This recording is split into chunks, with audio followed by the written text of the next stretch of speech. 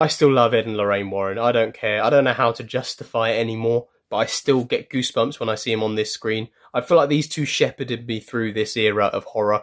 And when I say this era of horror, I'm saying sort of the Insidious films, the Conjuring films, and whatever came from the Conjuring universe. Because I think that is this era of horror. In terms of the sort of the style of horror I'm talking about is a little bit more vapid. Don't get me wrong, a little bit less story based and more of a siege of just tension and horror and jump scares. That's kind of what we've had delivered to us since the 2010s. And I don't necessarily think it's been a bad thing. I think it's been a learning experience. I think this is. Did this feel like the last film? I don't know. I got a vibe that it was the last film, but I've got no idea if it indeed actually is. Probably not. I mean, there's still money in people's pockets, so they'll keep going, I imagine.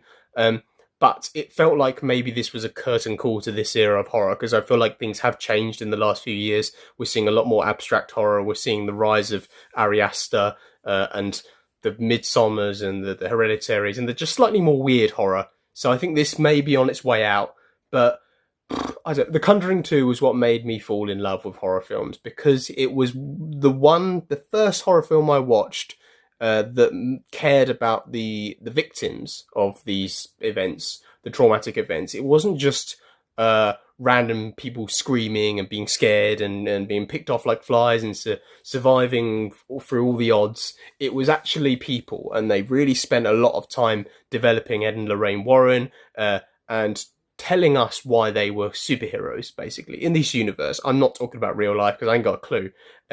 Thoroughly enjoyed Mark Commode's big rant about them not being real and about all these events being utter rubbish. But I'm able to suspend my disbelief for the sake of these guys. When I see Patrick Wilson on screen, I'm like, yes, I'm at the movies. So, I don't know, maybe I'm more forgiving than Mark Commode, but anywho, it wasn't great, this film. Like, don't get me wrong, there really wasn't a lot of quality. I think a lot of the horror has died, and I think it wasn't the same without Valak.